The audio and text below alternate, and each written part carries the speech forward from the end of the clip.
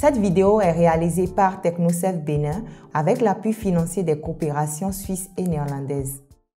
Comment soumissionner à un marché public? Bonjour chers amis entrepreneurs.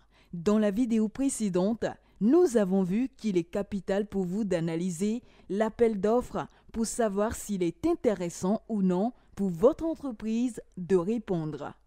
Bienvenue sur cette capsule intitulée « Comment soumissionner à un marché public ». L'objectif est de vous donner des pratiques professionnelles visant à accroître vos aptitudes et performances dans la présentation des dossiers de soumission. À la fin de cette capsule, l'entrepreneur sera en mesure de maîtriser toutes les étapes de la constitution de la réponse à un appel d'offres. Selon le type de marché, votre offre doit comprendre des documents suivants. La lettre de soumission. La lettre de soumission matérialise votre engagement à respecter toutes les dispositions relatives à la procédure de passation des marchés. La présentation de votre entreprise. Bien communiquer autour de votre savoir-faire, de vos équipes, de vos produits et services est essentiel.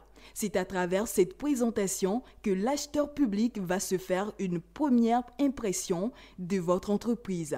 À la lecture de cette présentation, l'acheteur doit être convaincu de votre sérieux et de vos compétences. Attention néanmoins, cette partie doit être synthétique et succincte. Voici quelques informations à y faire figurer.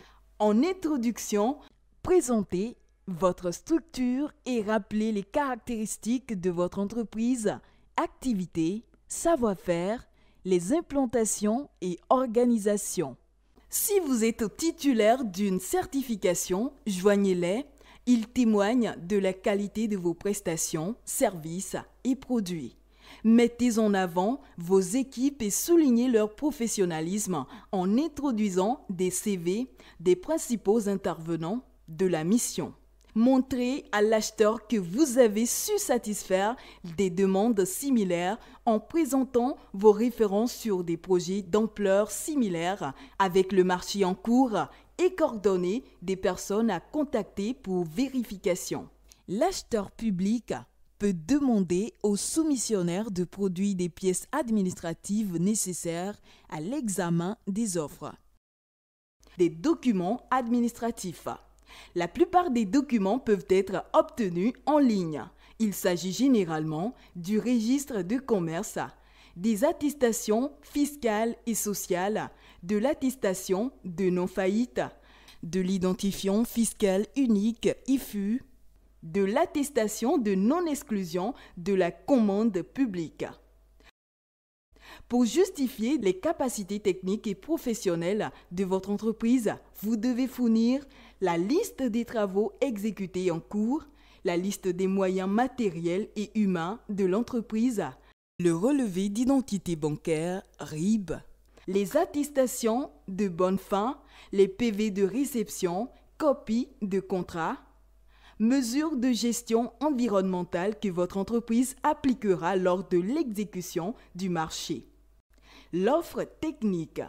C'est à travers l'offre technique que votre entreprise doit convaincre l'acheteur. L'offre technique remplace l'entretien commercial en face à face ou habituelle proposition commerciale avec le seul lien entre vous et l'acheteur et sans aucun doute le document le plus important à lui remettre. Vous devez lui démontrer que vous avez bien compris ses attentes. En fonction du marché, le document sera plus ou moins volumineux. La partie la plus délicate de l'offre technique est la méthodologie. Il faut expliquer comment sera réalisée, contrôlée et livrée la prestation en tenant compte des aspects environnementaux, sociaux ou de sécurité exigés dans le marché. L'offre financière qui détaille la proposition de prix de l'entreprise doit être montée sans précipitation en utilisant les formulaires et canevas du dossier, le plus souvent du BPU, bordereau des prix unitaires, et le bordereau descriptif quantitatif DQE. Si l'acheteur demande un devis type, il faut veiller à ce que les prix mentionnés dans le devis soient bien cohérents avec les prix mentionnés dans les autres documents. Cas pratique. Faisons un tour sur notre cas pratique précédent. Chers entrepreneurs, que doit contenir votre dossier de candidature en réponse au marché concernant la fourniture de services de nettoyage et d'entretien des locaux de la mairie de la commune de Lalo? La réponse à ce marché public sera composée de plusieurs parties telles que la lettre de soumission, remplie, datée, signée et cachetée, l'acte d'engagement, rempli, daté, signé et également cacheté, les documents administratifs, autres documents en annexe, un planning d'intervention, un catalogue de produits, l'offre technique qui détaille la réponse technique apportée par le candidat aux besoins du commanditaire. Dans la méthodologie, vous devez démontrer vos compétences et votre expertise dans l'entretien de locaux, les produits de référence que vous utilisez, par exemple, l'expérience du personnel, les matériels et outillages utilisés, le nombre d'agents que vous comptez mobiliser. Quelques photos de vos agents en tenue propre avec des équipements de protection individuelle en travaillant crédibilisera votre offre. Un atout est d'indiquer qu'un recyclage ou formation périodique est prévu pour vos agents. L'offre financière. Le secteur du nettoyage de locaux administratifs, industriels ou commerciaux requiert du professionnalisme. C'est donc un facteur très important à prendre en compte dans le tarif de la prestation qui doit dépendre de plusieurs critères, à savoir des dépenses supportées dans la réalisation des services, la surface des locaux à nettoyer. Pensez à bien tout inclure, le nombre de pièces indépendantes, le nombre de salariés au quotidien dans les locaux, la superficie des espaces sanitaires, la superficie des zones de réception de public ou visiteurs, le nombre de passages souhaités par semaine, les horaires décalés, tôt le matin, tard le soir, de nuit, en week-end ou en journée, la zone de situation des bureaux, grandes villes ou zones rurales, les prestations complémentaires ou pas. Quelques points importants à garder en mémoire dans l'élaboration de votre offre financière. Il s'agit du prix de la prestation et du coût de la prestation qui sont des notions différentes. Le prix est la somme du coût estimé de la prestation et de votre marge. Le coût de la prestation, par contre, comprend les charges directes, les charges indirectes et les aléas liés à l'exécution du marché. Et votre marge comprend votre bénéfice et la part de provision qui n'est pas consommée par les aléas. Retenez simplement que le montant de votre offre doit comprendre toutes les dépenses résultant de l'exécution des travaux, y compris les frais généraux, impôts et taxes, et vous assurer une marge pour risques et bénéfices.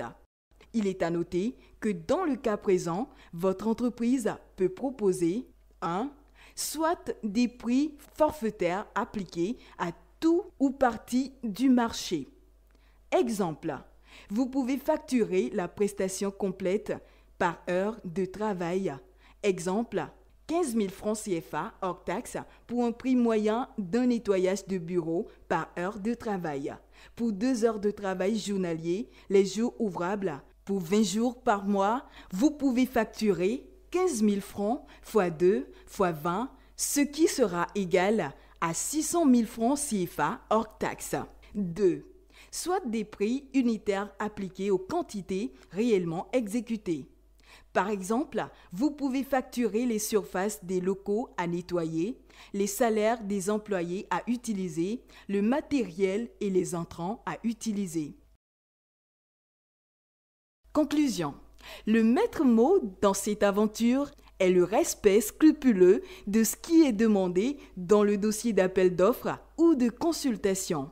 Gardez à l'esprit que le commanditaire doit lire et analyser les réponses de plusieurs entreprises. Il doit trouver facilement les informations dont il a besoin. Donc, simplifiez-lui la lecture de votre offre.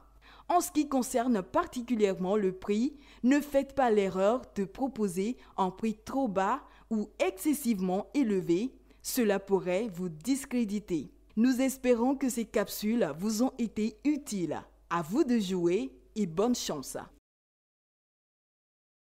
Cette vidéo est réalisée par TechnoServe Bénin avec l'appui financier des coopérations suisses et néerlandaises.